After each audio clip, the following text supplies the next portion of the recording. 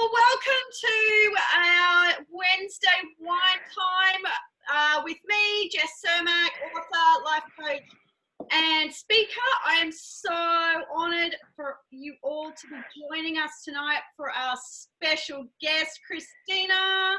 I'm really excited to introduce Cristina tonight. She's an incredible woman. She's inspirational. She's hardworking. And she is also my, well, friend slash I sort of still think of her, you know, as my stepmom. They're not married anymore, but she's just an incredible woman and someone that I look up to. And so welcome, Cristina. Well, thanks for having me. It's really fun to be doing this evening. I should come more often. This is nice. It is nice. It's nice, you know, to join other women and have a bit of a vino and talk about some important things that are going on in our lives. We've had you know, some quite diverse topics, and which I think is really important. So, yeah, let's get started. Yeah, let's do it. Let's do it. And by the way, I do think of you as my stepdaughter. I don't think you ever quit on that job, you know, and I introduce your kids as my grandbabies, so just FYI. It's we do yeah, people find it funny that how well we all get along, but it works. That's the main thing. So Cristina, tell us a little bit about yourself. You know, what you sort of do. I know that, you know, you're in the online space, you have an online business, you're very successful. So tell us, you know, sort of tell us about what you do and, you know, how you do that with all the kiddlywinks. So sorry. It's all right. Right on cue. There come the kids and the dog and everything else. I did tell them to sneak in very quietly. It's all good. Anyway, most of us are mothers here. So, yeah, right on cue. You know, a lot of the time people say, how do you find the balance? And the answer is I don't find the balance. I've learned to live out of balance because sometimes it works and some days don't work. And we do our very best, you know, each one of us. But I started working in the online space a few years ago because I really needed that extra flexibility with my family. You know, for me, it's always been not just about finding a way to make a living because I was on my own with my boys for a long time, but it's also having to have lifestyle and making a living and having lifestyle is not the same thing, you know. So I've needed to find a way not just to make an income. Heaps of people make it great income. I wouldn't swap places with them. I need to be able to access a bit of freedom. You know, I'm not of the mentality that I'm going to wait till I'm 60 to retire and start living. You know, the only day that I have is today. So I had to go online in order to get that flexibility. Yeah. Yeah, I think that's a really valid point, especially for, you know, us who are, you know, women, where, you know, our roles have really changed. You know, in the 50s, we were sort of like the typical housewife and we stayed home and, you know, we had to stay at home so that the men had jobs. We couldn't take the men's jobs. And I think it's, you know, it's really shifted. And so we've had to kind of adapt. But I mean, you would be the same, you know, obviously your kids always come first. And it's important to have flexibility in amongst your kids. Would you agree with that? Yeah, for sure. And, you know, it's funny when you made that comment about the 1950s, Jess, because you've seen me through my life. I am fairly traditional. I was having a conversation with some girlfriends last night on WhatsApp about how, you know, juggling work and juggling kids. And I don't feel ashamed to say I really enjoy being a stay-at-home mum. That doesn't make me a 1950s person. You know what I mean?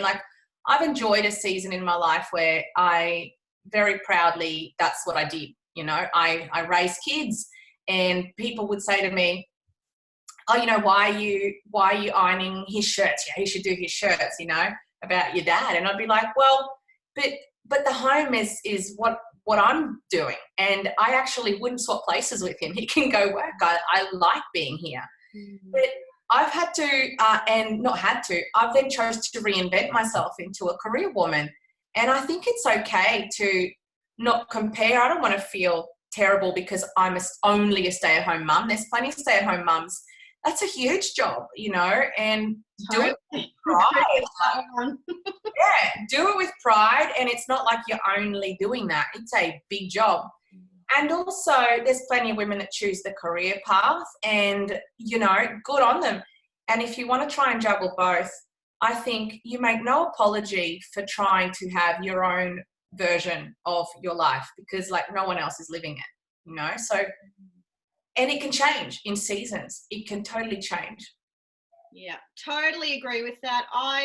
You know, I sort of have had a season where I got to, you know, stay at home, and it was a real blessing. But, you know, I think for me, and this is just my personal journey, that, you know, it's the stay at home thing for, you know, and I know women that love it and do it until their kids are like 18, and hats go off to them.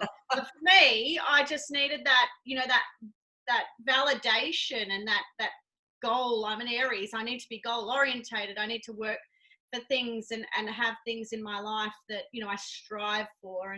And so, you know, I am totally non-judgmental. I think everybody needs to choose what works for them. Otherwise it doesn't sit well internally. I think if you're fighting that, I think you just need to embrace what it is that you really want to do. So I think that's a really valid point. So thank you for bringing that up. My next question is, you know, obviously you've got 4 boys under 15. You're trying to, you know, do your business and be successful in that. Can you tell me, you know, I think it's really important when you do have a business and you've got kids and, you know, there's a lot happening, the importance of a why. Can you tell us a little bit about, you know, explain to us what is a why, and maybe tell us a bit about, you know, why is really important. You know what I'm saying when I say for sure all the time. You know what, I was having this conversation with the kids the other day, right? Because the older boys are starting to make choices about their life, you know, what kind of subjects you want to do for what kind of career. And also all day long, I spend a lot of time, I suppose, coaching people and talking to them about, you know, what kind of decision they want to make. Yeah. And as I'm coaching people, or even as I was having this conversation with my kids the other night, I said to them, we get into the habit, it happens to so many of us, of making decisions whilst asking ourselves the wrong questions. There's actually only one question that really matters. I'll come back to that. But when we're younger, we tend to say, what am I good at? What do I feel like doing? What are my friends doing? What's going to pay well? What can I actually get into? What are my most accessible options? We make choices based on all these low-hanging questions. The only question that really matters and that continues to matter forever is, how do I want to live? What is the outcome that I want?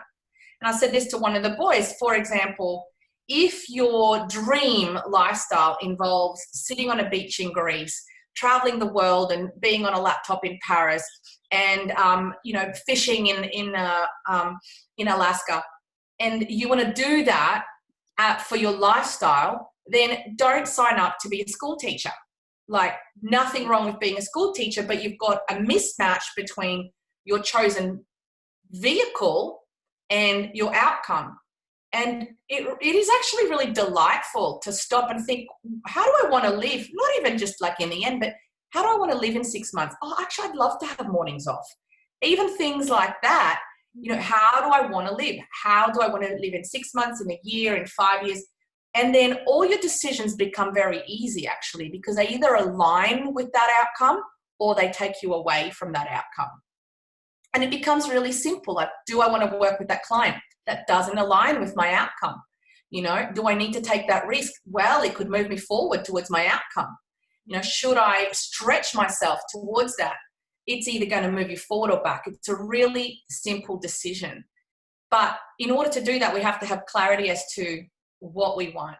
And I sidetracked, like you saw, I made some pretty big changes about 3 or 4 years ago, right? Because I was living a life I was not happy with. And that was around the time that I had just finished that terrible relationship with Casey, and I was not enjoying my work. I never had any money. I was unfit. Like, there was just this kind of mountain of stuff I wasn't happy with. And then it wasn't through my own epiphany. I actually went and did a Tony Robbins course, which I loved.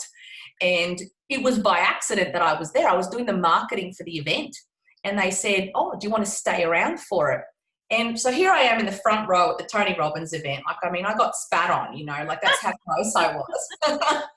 And I would never have gone. I was just like, there's not my bag. Like, nice man, big hands, you know, big dude, but I'm not going to go there.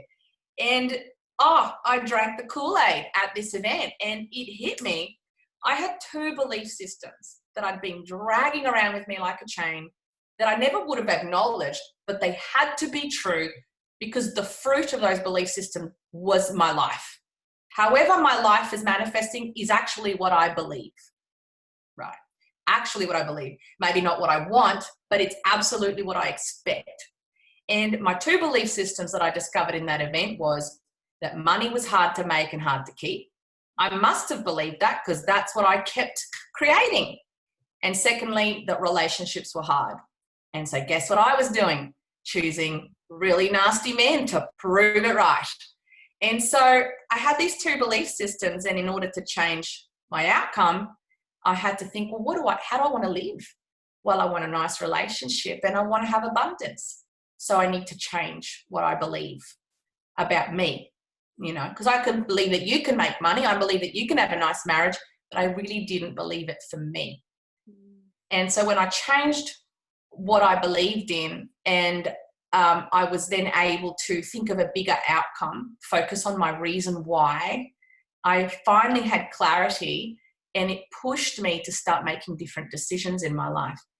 And the compound effect of 3 years of making different decisions is that, you know, obviously, as you know, I've married an amazing, gorgeous man, and not because I needed to, but because he's really just, you know, the completion of a big journey in that respect. I was able to take a big risk and start a business I never would have started. I pushed myself to learn things I never would have dared. I said yes to things I never would have believed I could have done. And it's only been a few years, but changing those belief systems have, you know, you've seen it's changed my life big time. Yeah, huge changes. And I think that has also, you know, reflected in, it's been a beautiful thing to watch with your kids too, in that their belief systems, in you doing that, has also impacted them. And I think that is something that for us women is really important to acknowledge as well, is that sometimes, you know, not intentionally, and I'm not saying that at all, but that sometimes our belief systems can impact on our kids too, on their ability to see things.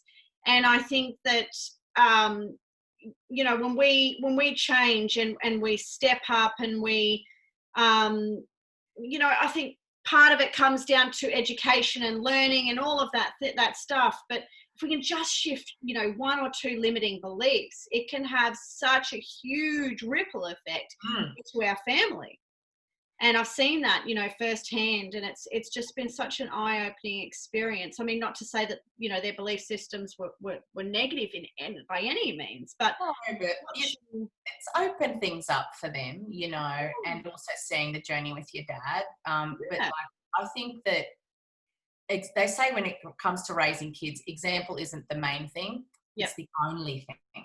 It really is the only thing. You can say, you know, don't swear till the cows come home, but if you're swearing in front of your kids all the time, I mean, I'm guilty of it, then, you know, they'll probably grow up and have the same kind of mouth you have. And, you know, there's things that I can definitely work on as a parent. But if I want to impart my kids with anything, is that they have the courage to pursue their dreams.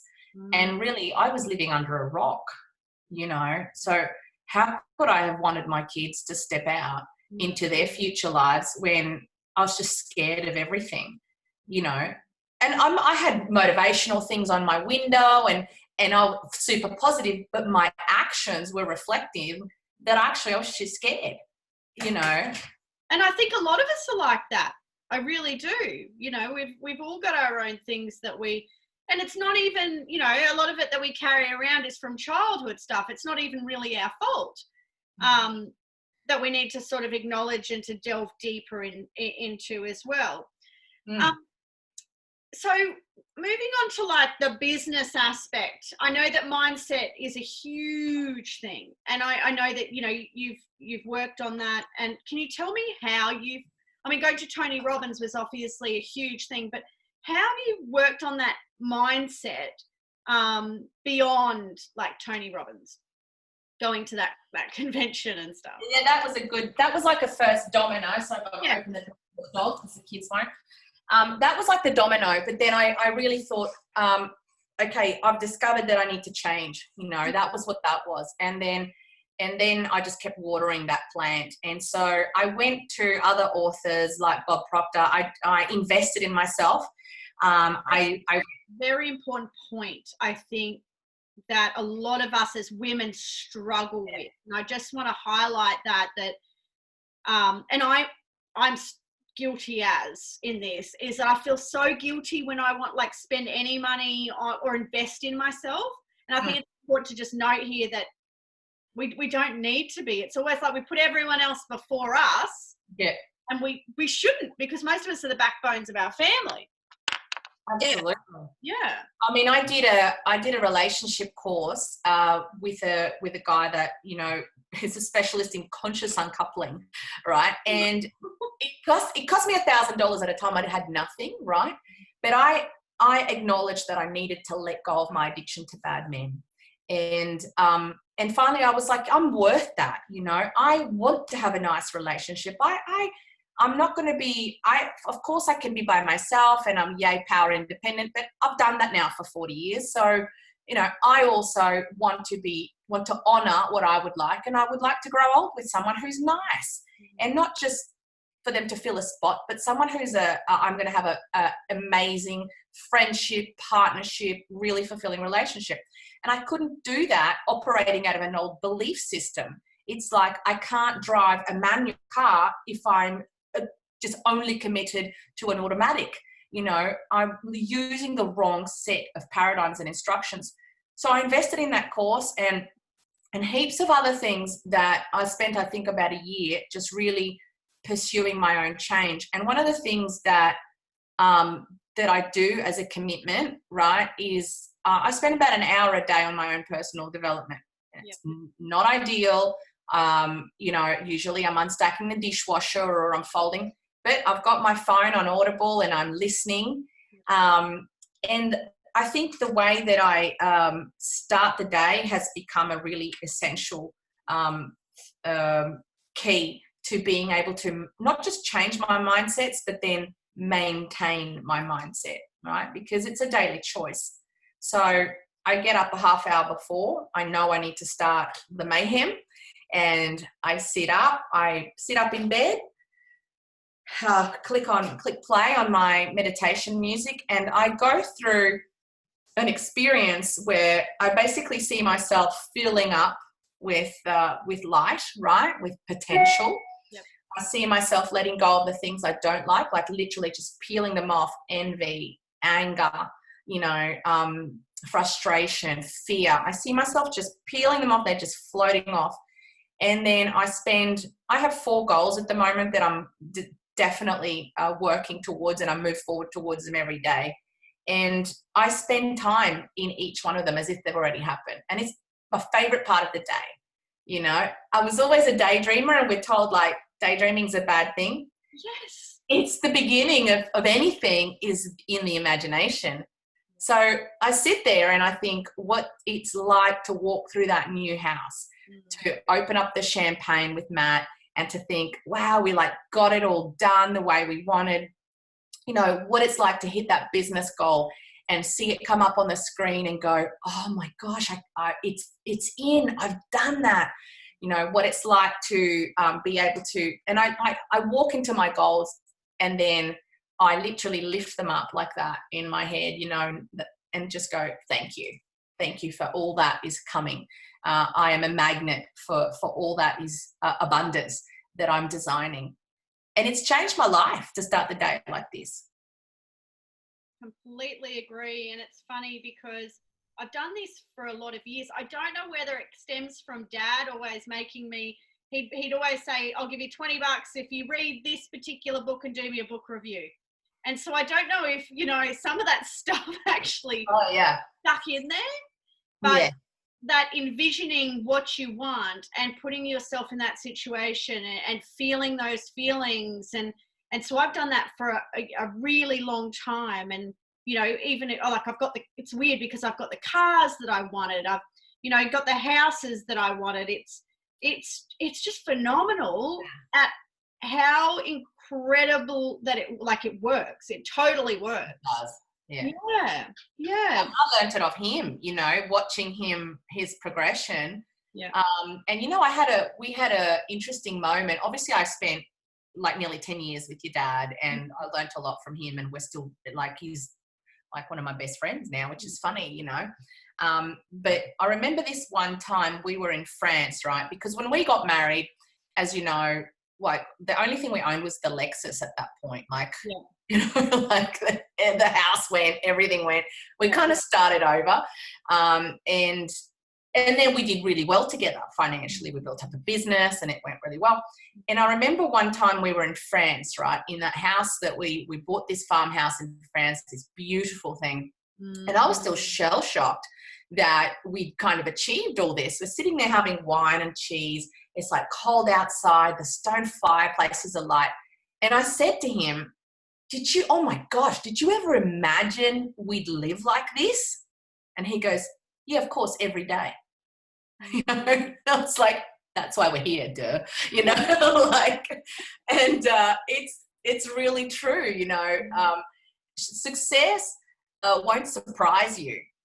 It'll come completely through your expectation. One of the clearest things on this, like one of my favorite quotes, and I kind of threw it in there before, is we get in life not what we want, but what we expect. And that had been the difference. I'd had pictures of Europe on my fridge for years, and I was going to do this, going to do that. But if you really asked me, are you going to get those? Do you really expect you'll have that life? Really, honestly, I didn't. Really, honestly, I didn't. But think about the things that you really have gotten. Like I was saying to you, I've fixated on building a house on a block of land down the road here. And I said to you today, I'm getting that. That, I'm making that happen. I expect it. So it's a different kind of energy when you really connect with the desire. Yeah, I completely agree. And it's interesting to me too, and I'm totally still learning about the shift in the balance between the the feminine and the masculine energy. And I do believe that there needs to be that balance. And it, with the meditation and the envisioning all that I do feel like that is stepping more into the feminine, in learning to receive. Because the masculine is always about the hustle, about doing the work. And yes, I do feel like, you can't just sit there and try and manifest and not do anything. Yeah. They don't, you vibrationally, you get what you attract. Right. And so I really think that, particularly for us women and all the shifts that are happening, there's that balance of that masculine and feminine energy and that vibrational alignment. And I think that's, it's a beautiful thing to, be meditating on that and to feel that, because I do feel like that's stepping into your feminine energy. Yeah. So how did you, just trying to think what my next question is. How did you grow your business to what it is now? I mean, you have like thousands of people in your business now all over the world. How did you envision that as well? Or, how did you do that? Yeah, Definitely. It's come from expectation, I have a daily affirmation, and I won't read the whole thing, but it starts with, I stole this from Tony Robbins. It starts with, now I am the voice. I will lead, not follow. I will believe, not doubt. I will create, not destroy, right? And then through there, talk about my business. And it's interesting because in the part where I talk about my business, I say, you know, I learn lessons with grace. I attract amazing people. I'm overwhelmed with opportunity. Abundance flows towards me, blah, blah, blah. And I talk about inspiring people all around the world. When I wrote this, I wasn't inspiring anybody. I wasn't even inspiring myself. You know, when I first wrote it, it was funny. It almost was embarrassed to read it to myself or anybody because there was nothing. It was just me in my little house and with an idea. You didn't have that belief yet. I didn't have it yet. But the comment you made just before about, you know, obviously you've got to marry like meditation, manifestation with action. Yeah. If you're meditating on something properly, if you're really focusing on a goal properly, yep, it's natural to then get busy with it. It's natural, you know. It feels that desire and that drive, yeah. It feels wrong not to, yep. You know. One of my goals right now is I do some writing, as you know, and is to get one of my films up this year. And it's funny that as soon as I started meditating on that, opportunities started coming, and I am now itching to write every night, you know, and I do that. I'll do it after this talk because I'm telling myself that I'm getting a film done this year. So the fact that I'm thinking about it so much means that I won't even give myself one day off. Like, I'm excited about it. So thinking about it, you know, that manifestation has to have emotion. Emotion has the word motion in it. It will lead to movement. If you're sufficiently emotionally connected, you will move. Doesn't matter about the logic, you will move. And so that's what happened with my business. I was sufficiently emotionally connected with an outcome because I had a small, like, little marketing digital thing from home that I was doing at the time. And I had one of my clients do something wrong by me. And basically they were like 60-70% of my income. He sends me a text, goes, sorry, not sorry, but we won't need you from next week.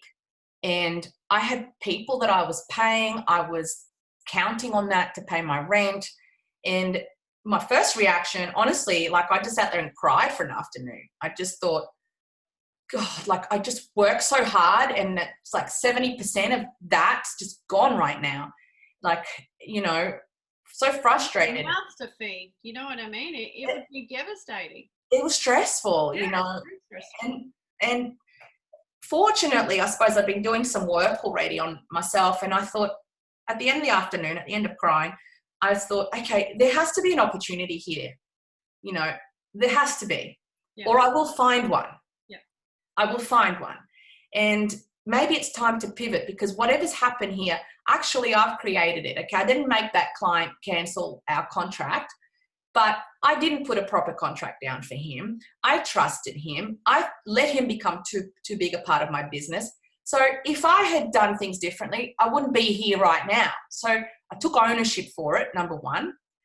And that's an exciting place to start because then you can take ownership for changing things, right? Rather than remaining a victim. And that's when I started thinking, okay, what am I going to do with this opportunity? I've now got to hustle. And that's that, I suppose, that masculine part, you know, where I thought, I got to feed my babies. I got to keep paying the rent. And I looked at this business, you know, my business, and I thought, I can earn that amount of money. I went to somebody who had already earned that amount of money. Yep. And I said, how do I do it? Yep. And it's really important in business and in life to find mentors, not theoretical mentors, but someone who's done what you want, who can guide you, and to be a good student, you know, to be coachable. Coachable is essential. It is. Yeah, you can be kind of stuck in your ways, and that's one of the biggest things I think in life, and it is the difference between people who, you know, have great success is you look at these people and you think that they know everything, but the thing that they know is that they need to be coachable, because if you're not learning, you're not growing, and if you're not growing, you're not progressing. And so I think that, you know, that's a very it is a really big key component in growth in business, in growth in personal development, growth in anything, is to be coachable. So the next question I have for you is, what would your advice be to other women, who are probably, just starting their business, they've probably got a family at home. What would be your advice to them to sort of, to get started? Regardless of the business, I think it's really important to know exactly what you want to achieve, right? So many places, so many times we get onto a track and we don't really know where it's headed. We haven't planned where it's headed and we don't know where it's headed. It's like getting on a train without looking at the destination. And what happens then is you wake up at the age of 40, or you wake up 5 years later and go, oh, this isn't the career I wanted. And you really could have known that if you'd given it some thought 5 years ago. So whenever we're starting something, I do this in coaching a lot. It's happened this week where someone's been really obsessed about, I really want to crack the market in Mexico and this and that. And I said to this guy this morning, I said, is that your goal though? Or is your goal to make X amount of income? Because there's easier markets to go to, but you seemed obsessed about Mexico. Let's clear up the goal, right? And in any business, there's a hard way to do things. There's an easier way to do things. And maybe it's not even that particular business. Maybe it's a different take on your own business. Mm-hmm. But everything becomes really visible when you know what you want. What do you want? How do you want to live? And then you've got to work backwards from there, right? So once you know what you want, then you work out these three things. Work out what you want, work out what the price is, and then pay it. And that last one is just about discipline, but not discipline to the work. We will not be disciplined to the work. We will be disciplined to an outcome. I've worked really hard. Probably sometimes people say, oh, the last 2 years have been really hard work. I did a presentation last night at midnight. I actually really enjoyed it, but, it was, I guess, hard to not jump into my PJs and go to bed, right?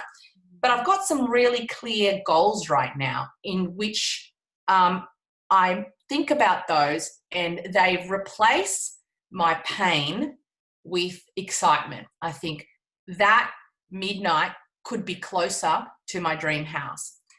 One of my goals right now is, for example, to help my father retire. When I think about a volume of work, when I think about, should I take that meeting on Saturday? I see my dad's face and I just think, yeah, absolutely. Like, of course, I'm getting closer. So having clarity as to why you do things changes everything about the price that you need to pay in order to get your business where it needs to be. I gave this example to the kids recently. We're in the car, right? And I wanted to teach them this lesson. And, I've gone through a time where I've done experiences with the kids, little like experiments to teach them things. Well, this was one of them. And about them from the kids. Yeah. So this one, we're in the car and I said, all right, what if I stopped right now, the car, and I said to you, everyone out of the car, I want you to run 1 kilometer that way. Just run. For no apparent reason, just go, just run. Like, oh, that sounds like hard work. It's really hot. I don't feel like it, whinge. And then I said, okay, see, because we don't know why we're doing it, we don't feel like doing it, do we? And then I said, what if I stopped the car and I said, oh, I just stop press. I just got news that down that street, 1 kilometer, there's a guy with a table and he's giving away free Xboxes. Like, I put it in their terms. Free Xboxes, free tickets to Dreamworld, free unlimited vouchers for JB Hi-Fi, so all their currency. Yeah. How fast could you go? And would you be running with a smile, or would you be asking me the same question? Oh, but it's hot. I don't know if I want to. And Jack made a comment. He said, you'd still hate the run, but you'd be happy to do it. And so often we're not thinking about that end goal. So it's the answer to everything, you know, whether you're looking at what you want out of a relationship, what you want out of your fitness, what you want out of your business. Know what the heck you want. Yeah. Live in it emotionally. Like, spend time with you. Why? Exactly. Yeah. Spend time with yourself, yeah. who has already become what you want to become. Spend time with that person. And it'll pull you that way a little bit every day. Wow, that was an awesome analogy. I'm going to have to try that one. It's funny because, you know, looking at the kids, they're all motivated by, you know, telling them to do a certain thing. Some will react very differently to others. I mean, I've got 5, you've got 4. Yeah. Some are motivated by money, others aren't. Some are motivated more by Xboxes. I mean, food. Yeah, food. You know, Grace is motivated by, you know, achievement, and, you know, she'd be stoked with the running part because she loves running. But yeah, that's really interesting, you know, and it's something that's so individual to each of us. And I don't think if we have that why, there's no motivation. And I think that's such an incredible point that you've made there. Really. And they don't have to be big, ambitious, like, you know, money goals either. Like, it just has to be clarity. You know, sometimes people say, yeah, but I'm not motivated by that. Yeah, but find out what motivates you. You might be motivated by being able to sit on a beach and do yoga all day long. You might be motivated by being able to stay home with your babies. Like, it doesn't really matter. But the thing is, your boat's floating towards something. Like, if you're not the one who's steering that ship, you're just going to bounce around literally at random. And chances are you're going to wake up somewhere you don't want to be. We're all going somewhere. Nothing's static, you know. And so you may as well choose where you're headed, because it's that cumulative decision that you make every day that either gets you closer to it or further away. Yeah. So what do you say to people, I guess, you know, with everything that's going on right now? Some of us are feeling, you know, myself included, some of us are feeling just a little bit stuck and kind of, you know, not really sure. What sort of advice would you give to those people? Is it about, you know, getting back in touch with your why? Is it, you know, is it about moving forward? Is it about, you know, being in the stillness and just appreciating the rest? You know, what advice would you give women right now who are, you know, feeling a bit complacent, stuck, not really sure where to go from here? I think this is an excellent time, honestly. I think this time is a gift to stop and think, because in the noise of life, normally with, you know, all the sports, all the kids' stuff, work, with everything going on, we don't get that much time to just think. And there's not enough value placed on stillness.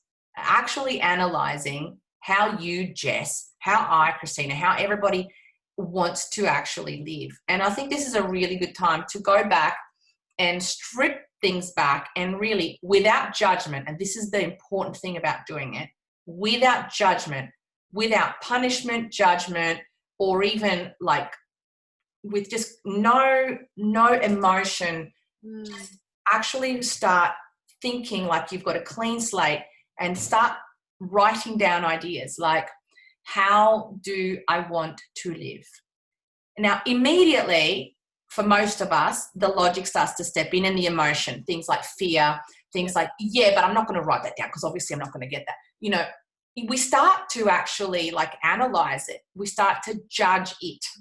And I think we start to think about, oh, well, if I want to get there, like, what am I going to do to get there? Do you know, you need to think of the vehicle, and it's like, sometimes you don't need to think of the how you're going to get there. You just need to think of yourself as there. That's right. You never need to think of the how, because the how will succumb to the why. It always will. And some of those things, you just got to get them down on a piece of paper. Like, write down a list of 100 goals, 100 things. Some of them will be fun. Some will be silly. Some of them will be important. Then revisit them and reread them. And there will be some things that are just like a Santa's wish list. Like, yeah, cool, I'd like a new car, right? But you're not motivated emotionally by them. look at that list long enough, there'll be 3 to 5 things that will actually connect with you right here. And if you want to really engage with it, ask yourself this question about each one of those goals. Could I live without that? Could I live without that, right? Oh, I'd love a black Land Cruiser. Could I live without it? Yeah, sure. Then it's not really an emotional goal, right? If I didn't ever get my own house, could I live without that? No, that's not going to happen. I need to have my own home. You know, could I watch my father work till the day he dies? Absolutely not. That's unacceptable. I'm retiring my father. You will connect with some goals on there. Yeah. And that's going to start giving you that clarity. And then the how will literally start shaping itself. It's crazy how it happens once you know what the heck you want. Wow. That was incredible. Wow. Well, it's not my stuff, you know. I've pinched it off Tony and everybody. But it's, you know, putting it out there. It's just, you know, and explaining it in the way that you do. You know, you've always had such an incredible way with words. You know, I've read some of your material, and the way that you articulate yourself is just phenomenal. And I just want to say, you know, thank you so much for being on tonight. I need to go back and listen to this recording again, because there's been so many hidden gems in here that I kind of want to go back and write down for myself and my own, you know, my own journey, because, you know, I'm totally an honest person. I have felt really deflated through all of this. I sort of had these expectations for this year, and it hasn't quite worked out as well as I'd hoped. But sometimes, you know, and this is what I'm learning, is that, you know, we kind of are in one field and we're sitting there and we're digging and, you know, we're trying to plant and we're trying to do all these things in one field, when we actually should be in a different field. Yeah. Should be growing something else. You know, and this field is, you know, corn, and perhaps we should be growing peas or carrots or potatoes or something. And so I take that as a sign, because I do believe in intuition, and I do believe in guidance.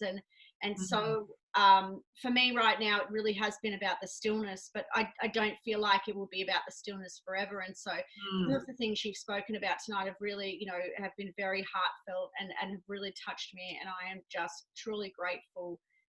You have no idea how incredible some of the things that you've spoken about tonight have really come across and touched me. I mean, does anybody else have anything to add tonight before I sort of wrap up? No. Jessie, I just want to add thanks for having me, and how much I admire you with everything that you do. You're an absolute hero. What you do with your kids, what you do with your work, what you do in supporting your husband, what you've done to be able to get such a great book out there. Like, you know, you're really somebody, so much inspiration to so many people, myself included. Like, you're amazing. Thank you. I appreciate that. I really do. It's nice to hear those nice. You are very special. Oh, you both are. Oh, thanks. Tammy. I'm going to love all of you tonight. I really appreciate each and every one of you for being on tonight. It's very special. Very big cuddle, big virtual Zoom cuddle. Yeah, and I you know, for me, I love this. I love connecting with women and hearing their stories. And, you know, each of us have, I believe, and that's what I say and really, you know, try and put forth in my book, is that each of us, in just being us, have unique and special gifts. And I think our job is to discover what those gifts are and to share them with the world. And so this is what this is about. This is about connection and being able to share each person's gifts and each person's stories with, you know, with other women, because it, you know, it can truly change lives. I believe that, honestly, deeply believe. So thank you all for being here tonight, Cristina. Thank you so much for being here. I'd love to have you back on again down the track. Next week is me. Next week, I have really felt that I am feeling guided to talk about awakening to your soul calling, and discovering, you know, your soul gifts, and how to get in touch with those, and how to embark on your spiritual journey. So next week we're with me. The next week after that, I have a really beautiful guest. Her name is Marianne, and I met her. She's from Melbourne. I met her. She is a beautiful You life coach. She was my buddy during the Beautiful Life Coaching Academy during my experience there. And she is going to talk to us about spiritual awakenings, which is going to be phenomenal. She is just a divine soul. So you're not going to want to miss that one. Thank you all for tonight. I really appreciate it. The recording will go up very shortly. Much love. Take care. And I'll see you all next week at 7 p.m. for Women's Wine Time. See ya.